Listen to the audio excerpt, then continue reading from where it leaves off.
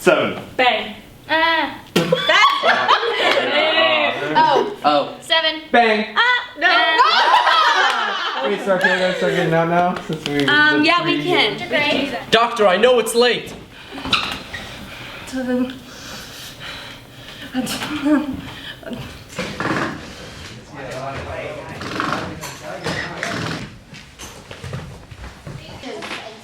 guys leave them? I pinned mine into my console. Okay. Somebody. Huh?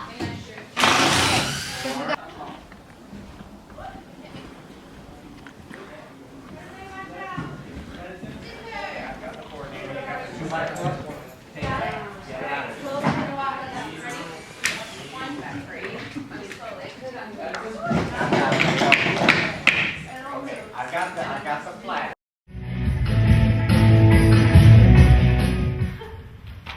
Enough said.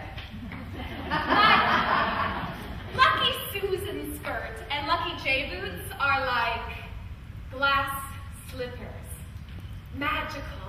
Now, I've never paired the skirt with the boots, but I could. And believe me, you're gonna want to hear about it when I do.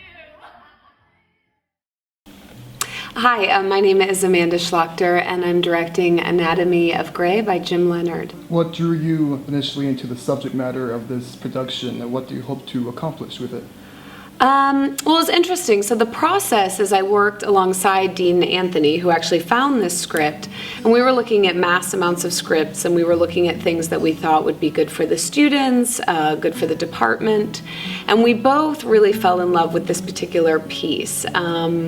It takes place in the 1800s in a place called Gray, Indiana, and it's like a fairy tale for adults. All of the community, specifically the Christians in this small community, start all having marks on their body, and they're all plagued with something that they don't know what it is, and then they ultimately all start dying from it.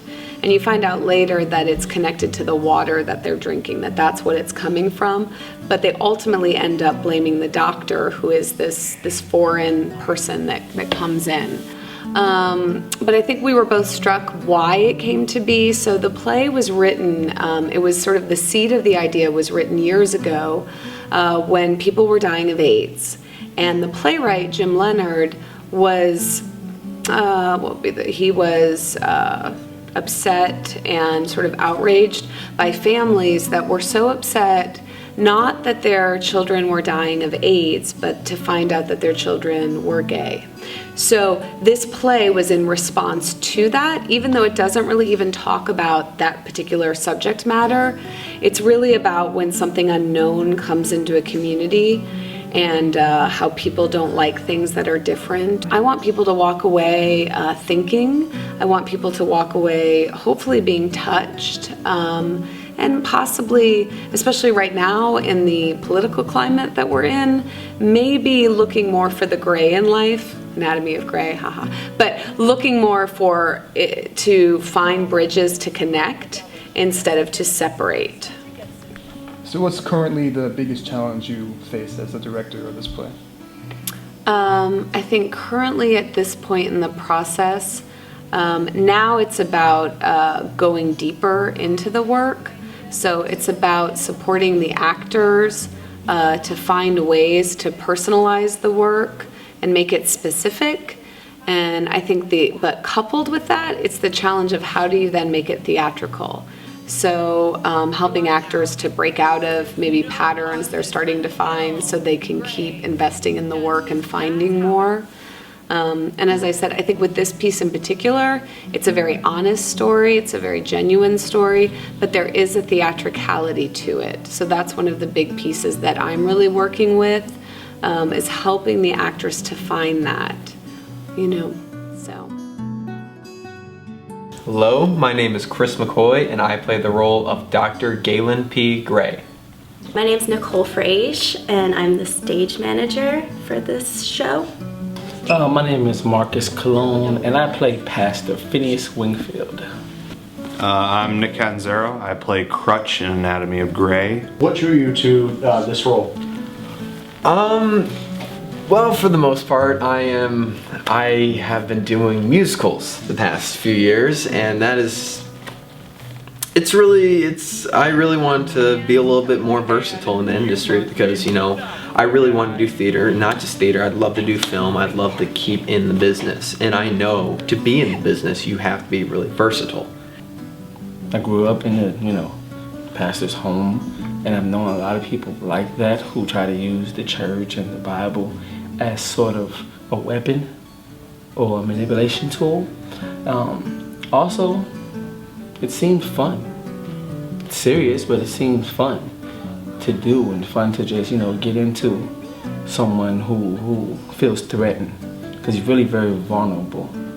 Being that when an outsider comes in, he's automatically like scared of him and tries to relate him to like, oh, the devil's here now. I was actually forced to audition by a friend who is also in the play. What do you guys hope to accomplish as a team?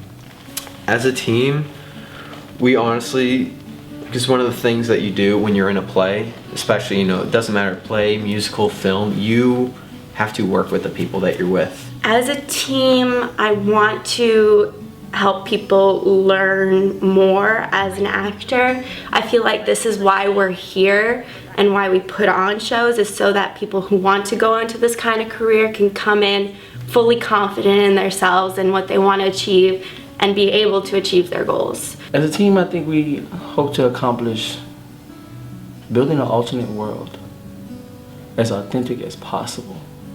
People come in and they have worries, they have stresses, and they hope that maybe for an hour and a half to 2 hours that they can go somewhere else. And it's our job to take them somewhere else.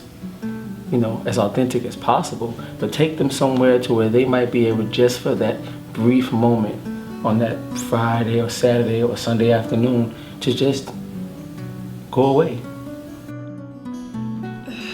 Oh God, I have simple thoughts in me. Pull out the pauses, guys. Dr. Gray? Okay, just pause for a second. Let's run these.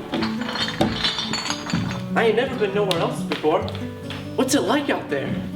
You'll navigate. You're not coming with us, I take it. No, son. I mean to stay here. I ain't saying goodbye to you. Good. I'm not saying goodbye to you either. Dr. Gray?